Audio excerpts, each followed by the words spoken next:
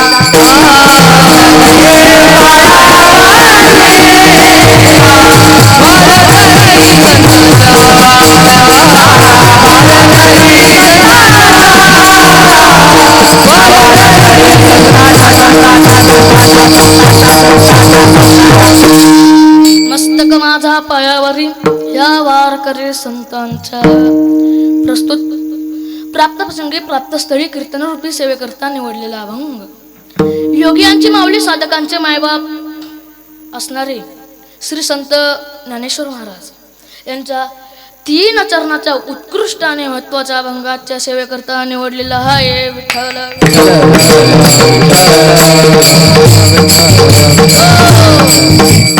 अभंगाकडे जाण्यापूर्वी अभंगाचा अल्पसा पर्याय द्यायचा तो म्हणजे असा की दरवर्षी चालत असलेला हा सप्तशृंगी दुर्गा उत्सव आणि त्या उत्सवामध्ये माझ्या वाटेला आली आजची कीर्तन रूपी सेवा विठ्ठल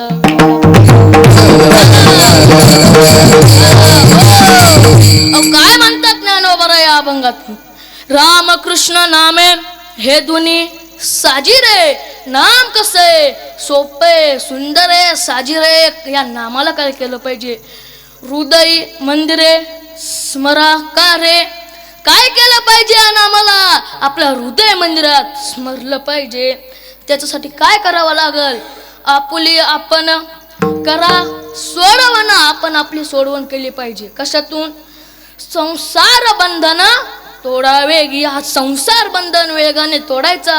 संत उगच सांगत नाही, अनुभव घेतात मग सांगतात. ज्ञान देवा ध्यानी रामकृष्ण माळा हृदयी जिवाळा श्री मूर्ती रया. हा झाला अभंगाचा सरळ सरळ अर्थ.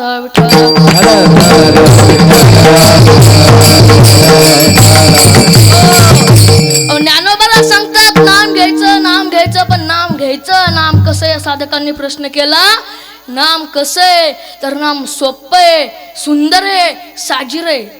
काय केलं पाहिजे, हृदय मंदिरात स्मरलं पाहिजे. याच्या पुढे जाऊन काही संत सांगतात, आपला जनाबाईंनी नाम स्मरलं नाही, हृदय मंदिरात स्मरलं नाही तर भगवंत आपल्या हृदय मंदिरात कोंडला. कोणी, जनाबाईंनी. अहो संतांचा अधिकार सामान्य नाही. नाम सोपं आहे, सुंदर आहे, साजीर आहे. तुकोबाराय हरिपाठाच्या अभंगात सांगतात, नाम संकीर्तन साधन पै सोपे. शेवटच्या चरणात सांगतात, तुका म्हणे सोपे आहे सर्व होनी, शहाणा तो धनी घेतो येथे. का सांगतात, नाम कसं आहे, सोपं आहे, सुंदर आहे, साजीर आहे. हो, नामाला कुठं जावं लागत नाही, नाम जागेवर भेटतं. दुसरा प्रश्न असा केला, नाम कुठे कुठे घ्यायचं. अहो उदाहरण सांगतात, ज्या वेळेस तुकोबाराय बहिर्विधीला जात होते. कोण, तुकोबाराय बहिर्विधीला जात असताना एक याचक, एक साधक आला आणि तुकोबारायला बोलला. घरी गेला, तुकोबाराय आहे का. जिजाबाईंनी आवाज दिला, तुकोबाराय घरी नाही. ते बहिर्विधीला गेले. साधकाला काम होतं. तुकाराम महाराजांचा माग माग गेला, माग गेला आणि बघितलं तर काय, तुकोबाराय या अपवित्र ठिकाणी नामस्मरण करतात. याचक म्हणाला, ओ तुकोबाराय, एवढा अपवित्र ठिकाणी तुम्ही नामस्मरण करता. तुकोबाराय म्हणाले, अरे हे नामस्मरण मी दिवस रात्र केलं. माझी माझा झाली अनावर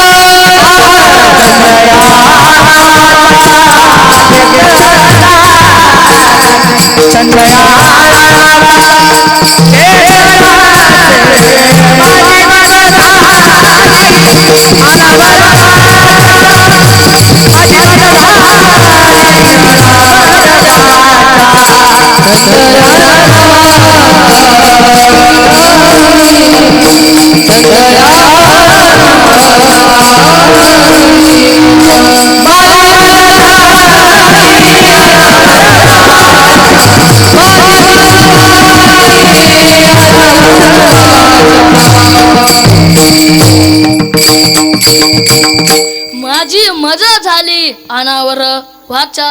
काय म्हणतात, मी दिवस रात्र नामस्मरण करतो. दिन रजनी हाची धंदा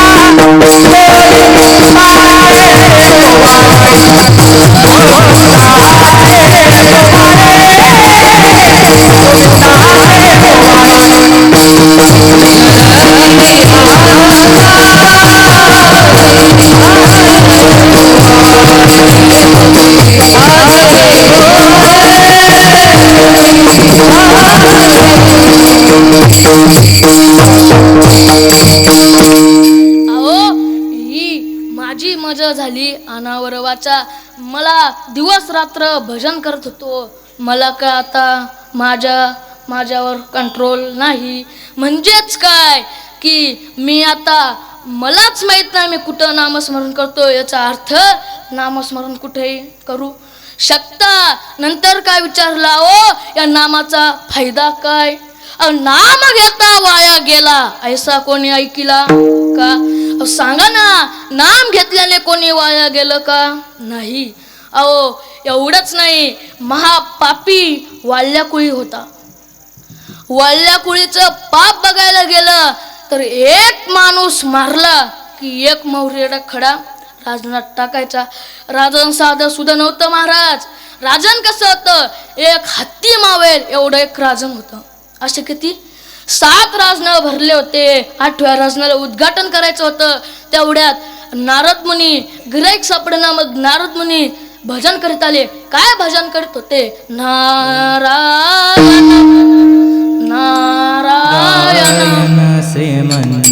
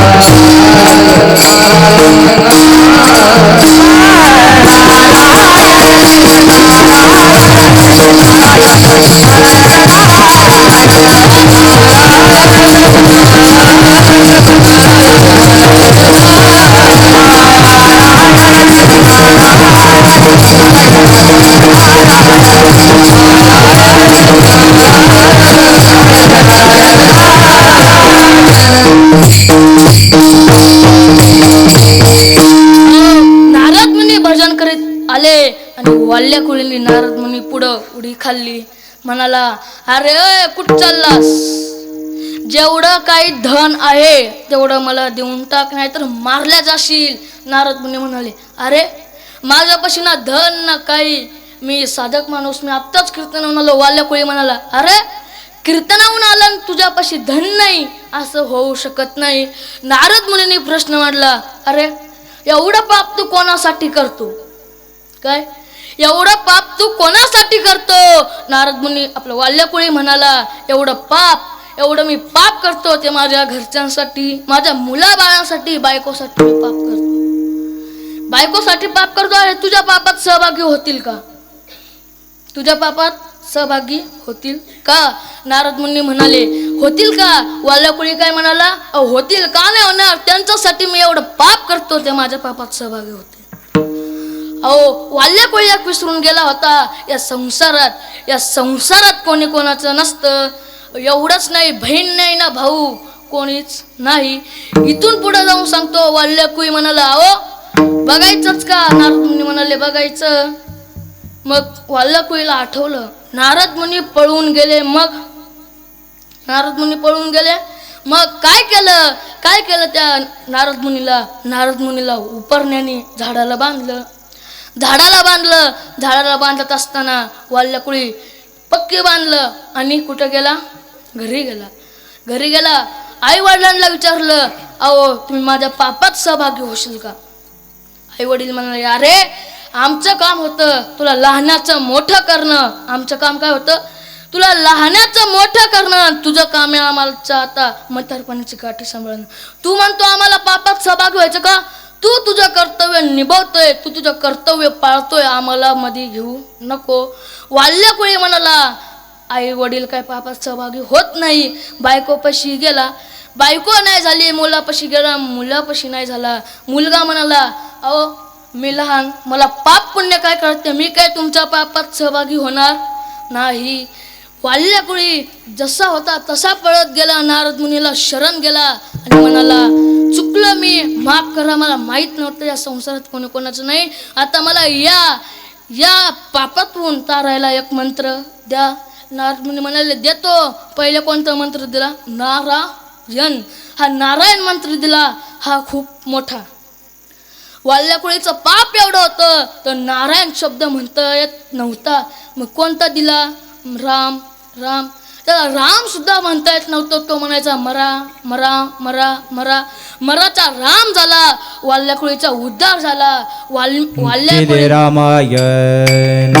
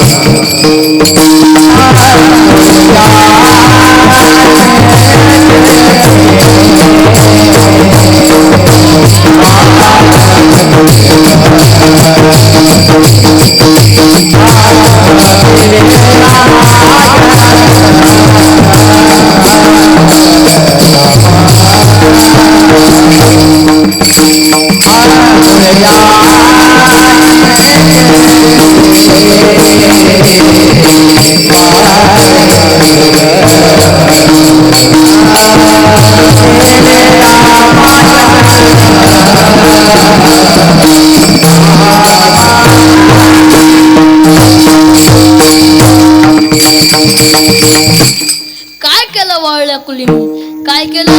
राम जन्मण्याच्या आधी रामायण लिहून तुलं. एवढा त्या नामाचा फायदा आहे. एवढ्या मोठ्या महापापीचा उद्धार झाला तुमचा का नाही होणार? मनुष्य तरी थांबेना. या नामाचं महात्म्य कळालं, या नामाने काय होतं ते कळालं. पण हे नाम कोणी कोणी घेतलं? सगळ्या संतांनी घेतलं. सगळ्या संतांनी घेतलं. संतांनी कोणी कोणी घेतलं? गोरोबा काका असतील, ज्ञानोबा असतील, सर्व संतांनी नाम घेतलं म्हणून त्यांचा उद्धार झाला. नाम घेतल्याने उद्धार होतो. नाम घेतल्याने मोक्ष प्राप्त होतो. नाम घेतल्याने उद्धार होतो. मग नाम कोणी कोणी घेतलं? गोरोबा काकाने घेतलं. गोरोबा काकाचं नाम. अरे गोरोबा काका एवढी भक्ती कोणी केली नाही. गोरोबा काकाचं गाव म्हणजे उस्मानाबाद जिल्ह्यात. उस्मानाबाद जिल्ह्यात गोरोबा काका राहत होते. राहत असताना आणि मग ते कुंभार होते. कोण? कुंभार. कुंभाराचं काम काय? मडकी घडवणं. ते मडकी घडवायचे पण कशी? चिखल आला की तुडवता तुडवता नामस्मरण करायचं. त्यांना एक मुलगा होता, छोटासा मुलगा होता. एक प्रसंग असा घडला की गोरोबा काका मातीत उडवत असताना त्यांना पाणी कमी पडलं. पाणी कमी पडलं मग त्यांनी त्यांच्या बायकोला आवाज दिला, सती, अय संती इकडे, मला पाणी कमी पडलं, मला पाणी आणून देते का? संती माता ते झोका देत होता, बाळाला झोका देत होत्या. म्हणे बाळाकडे लक्ष ठेवा, मी पाणी आणते. संती माता गेल्या. मग बाळा कोण लक्ष ठेवी? गोरोबा काका भजनात तल्लीन होते. मग काय झालं? बाळ खाली उतरला. माझे बाबा मला आत्ता घेतील, आत्ता उचलतील. पायापाशी पोहोचला. पायापाशी पोहोचताना त्यानं काय विचार केला नाही, चिखलात गेला. गोरोबा काकाच्या खाली तो मुलगा आला. गोरोबा काकांनी तो उडवला. त्या गोरोबा काकांनी मुलगा आपला स्वतःच्या पायाखाली तोडवला. त्या गोरोबा काकाच्या पत्नी आल्या, म्हणाल्या, आरो तुम्ही हे काय केलं? काय केलं काय तुम्ही? माझा मुलगा तुमच्या पायाखाली तोडवला. आपला स्वतःचा मुलगा तुम्ही मारला. तुम्हाला विठोबाची आण आहे, तुम्ही थांबा. गोरोबा काकाला राग आला. अरे म्हणे, मी शपथ घेतो, इथून पुढे मी स्त्रीला हात लावणार नाही. मी इथून पुढे काय स्त्रीला हात लावणार नाही. मग काय झालं? एक दिवशी गोरोबा काका बसले होते, सासरला गेले ते आपल्या. गोरोबा काका गेले. त्यांच्या बहिणीने त्यांच्या वडिलांना सगळा प्रसंग सांगितला आणि म्हणाले, अहो माझ्या पतीचा आता दुसऱ्या माझ्या बहिणीसोबत विवाह करून द्या. गोरोबा काका हा म्हणले आणि त्यांचे वडील हा म्हणले. मग काय झालं? संती मातेच्या गोरोबा काकाच्या पत्नीच्या वडिलाकडून एवढी चूक झाली की जसं तुम्ही माझ्या अगोदरच्या मुलीला सांभाळलं तसंच तुम्ही या पण मुलीला सांभाळा. अहो इथून थांबलं नाही. गोरोबा काका म्हणाले, त्या संती माता एका दिवशी म्हणाला, अहो तुम्ही मला हात लावणार नाही, माझ्या बहिणीला तर जवळ घ्या. ते म्हणे, अरे तुझ्या वडिलांना मी वचन दिले, जसं पहिलीला सांभाळलं तसंच दुसरीला पण सांभाळेल. अहो वचन दिलं तर काय करा? गोरोबा काका एक रात्री झोपले. गोरोबा काका झोपले आणि मग दोन्ही पत्न्या त्यांच्या कडून गेला. त्यांचा हात पडला. गोरोबा काका उठले, कोयत्यावर हात आपटून घेतला. ही भक्ती असावी महाराज. कोयत्यावर हात आपटून घेतला आणि एक दिवस नामस्मरण दिंडी चालू होती. कुठं? गावात. नामदेव महाराजांचं कीर्तन होतं. नामदेवा कीर्तनी चमत्कार झाला. विठोबाने बाळ गोरोबाशी दिला. त्या भजनात गोरोबा काकाला टाळी वाजवता येत नव्हती, त्या कीर्तनात टाळी वाजवता येत नव्हती, हात आपटत होते. हातही परत आले आणि मुलगाही परत दिला. हे भक्तीची ताकद. ही भक्ती अशी करावी. भक्ती असे करावं नामस्मरण. इथंच नाही थांबत. हे नाम कोणी घेतलं? महादेवाने सुद्धा घेतलं. राम नाम कोणी घेतलं? तर महादेवाने घेतलं. महादेवाने केव्हा घेतलं? ज्यावेळेस समुद्र मंथन चालू होतं. समुद्र मंथनातून रत्ने बाहेर आली, अनेक काय बाहेर आलं, पण त्याच्यातून विष बाहेर आलं. विष बाहेर आलं. विष प्यायचं कोणी? विष कोणाला दिलं? शंकर भगवानला दिलं. का? ते भोळे येतो, ते भोळे आहेत म्हणून विष त्या शंकर भगवानला दिलं. शंकर भगवाननी पिलं आणि काय झालं? त्यांच्या कंठाचा दाह वाढला. त्यांचा कंठ निळा झाला. अख्खा ते विष अंगानं फिरायला लागलं. काय कलाव? चंद्र डोक्यावर घेतला, स्नान केलं थंड्या पाण्याने, तरी दाह थांबेना. मग साप गळ्यात अडकून घेतला तरी दाह थांबेना. मग काय केलं? महादेवानी राम नाम घेतलं. ते राम नामाने दाह शांत झाला महाराज. ही रामनामाची ताकद आहे. एक दिवशी आपलं पूल रामेश्वर, आपलं राम भगवंत जे आहेत ते जेव्हा लंकेला जायचं होतं तेव्हा पूल बांधला होता. बरोबर. तो पूल कसा बांधला होता? राम नाव लिहून टाकलं होतं. राम प्रभू म्हणाले, अरे माझ्या नावाने इतकं सामर्थ्य, माझं नाव तितकं सामर्थ्य. राम प्रभूचे साईडला गेले, घेतला दगड टाकला बिना राम लिहिल्याचा. त्यांना वाटलं माझ्या नावात सामर्थ्य, माझ्यात किती सामर्थ्य असेल. थोडा अहंकार आला, दगड टाकला, बुडाला. हनुमानने पाहिलं. अरे म्हणाले, रामप्रभू म्हणाले हनुमानाला, अरे हनुमाना काय झालं रे? माझं नाव लिहिल्याने त्या समुद्रात दगड तरतात, मी टाकल्याने तरत का नाही? मी टाकल्याने का तरत नाही? तेव्हा हनुमान म्हणाला, तुझ्या नामाचा महिमा तुझ्यानं कळे मेघ श्यामा. मग ज्ञानोबराय काय म्हणतात? तुकोबराय काय म्हणतात? हे नाम घ्या. ज्ञानोबराय काय म्हणतात? हे नाम घ्या. नाम कसे? अभंगाच्या पहिल्याचे. रामकृष्ण नाम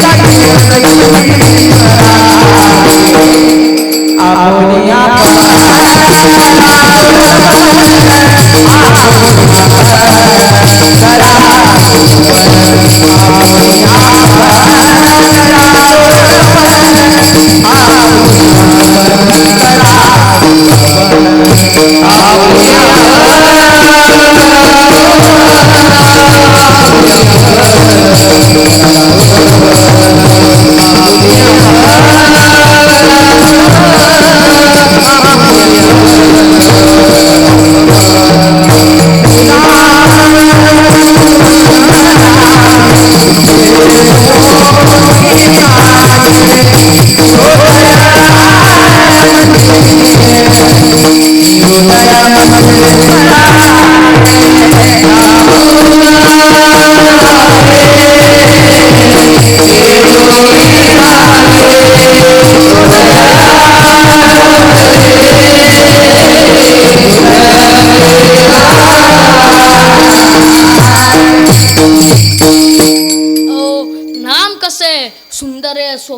साजरे हे नाम घ्या. पण नाम घेण्यासाठी काय करावं लागल? आपण करा सोडवन संसार बंधन थोड्या वेगी. काय केलं पाहिजे? आपण आपली संसार बंधनातून सोडवण केली पाहिजे. अहो सोडवण करून केलं या संसार बंधनातून सुटका होत नाही. कशातून सुटका होईल? नामस्मरणातून सुटका होईल. पण मनुष्य देहाला हे सुद्धा काही पटेना, हे अवघड चाललं. विचारसागर ग्रंथात सांगितलेले संसार बंधनातून सुटका केव्हा होईल? तर तत्वमसी महावाक्याचा जेव्हा उपदेश होईल तेव्हा संसार बंधनातून सुटका होईल. अहो तत्वमसी महावाक्याचा उपदेश कोण करतो? तर गुरु करतो. एक जरी गुरु जीवनात असला तो उद्धार करून देतो. गुरु कसा पाहिजे? तर तिसऱ्या तरंगात सांगितलेले क्षत्रिय ब्रह्मनिष्ठ आणि कृपाळू पाहिजे. क्षत्रिय ब्रह्मनिष्ठ कृपाळू. क्षत्रिय म्हणजे काय? वेदांताचे अध्ययन केलेला पाहिजे. ब्रह्मनिष्ठ म्हणजे काय? ब्रह्मात्म्य ज्ञानाचं त्याला ज्ञान पाहिजे. कृपाळू म्हणजे काय? गुरु कृपाळू पाहिजे. नाहीतर काय गुरु, काही गुरु असे असतात, कीर्तनाला आले, माळा घातली, टाका दक्षिणा. अहो याला गुरु म्हणतात का? नाही. गुरु कसा पाहिजे? तर कृपाळू पाहिजे, ब्रह्मनिष्ठ पाहिजे, क्षत्रिय पाहिजे. हे गुरुचे लक्षणं सांगितलेत. शिष्य पण असा असावा, त्याचे कान एवढे तीक्ष्ण असावे. गुरुने शब्द सांगितला तो ध्यानात बसला पाहिजे. गुरुचं आपलं शिष्याचं पण वर्णन पुष्कळसे आहे, पण टाईम नसल्यामुळे आपण वेगाने घेऊ. या वाक्याचा, या तत्वमसी महावाक्याचा विचारसागर ग्रंथाचा अभ्यास कोण करून देतो? मी पदाची जाणीव कोण करून देतो? तर कोण? गुरु करून देतो. मग काय? गुरु केला पण गुरु कसा निघला? असा पाहिजे. गुरु आहेत पण थोडे रेंजच्या बाहेर आहेत. आजकालचे आमच्या संस्थेत सगळं यांचा विचारसागर पाठ 3 तरंग, 3रा चालू आहे. अहो असा गुरु पाहिजे. संस्थेत जोग महाराज संस्थेत काय शिकवलं जातं हे शिकवलं जातं. असे गुरु पाहिजे. तरी काय संसार बंधनातून सुटका होत नाही. मग काय केलं पाहिजे? आपण आपली सोडवण करा. अहो एक मनुष्य असा स्वामी समर्थाकडे गेला. स्वामी मला या संसारातले कंटाळा आलाय, या संसारातले लोक मला नाही, या संसार बंधनातून माझी सुटका करा. स्वामी म्हणाले, अरे मी कशी करू? तो म्हणाला, अहो मला एखादा मंत्र द्या, हे द्या. स्वामी म्हणाला, तसं होणार नाही. स्वामीने त्याला दरीत ढकलून दिलं. तो त्या झाडाला लटकला आणि स्वामीने रस्सी सोडली. म्हणे धर ही रस्सी धरली आणि म्हणाला घ्यावरी. स्वामी म्हणले सोड रस्सी वापिस. म्हणे मी खाली पडल. सोड म्हणे, नाही मी खाली पडल. स्वामी म्हणाले तसंच, अरे जशी तू तुझ्या हाताने रस्सी धरली ना, जशी तुझ्या हाताने दोरी धरली, तसंच तू तुझा संसार तुझ्या हाताने धरलाय. जेव्हा तू सोडशील तेव्हाच तो संसार सुटल. हे ज्ञानोबा अभंगाचा 2रा चरण. हा पुलियावन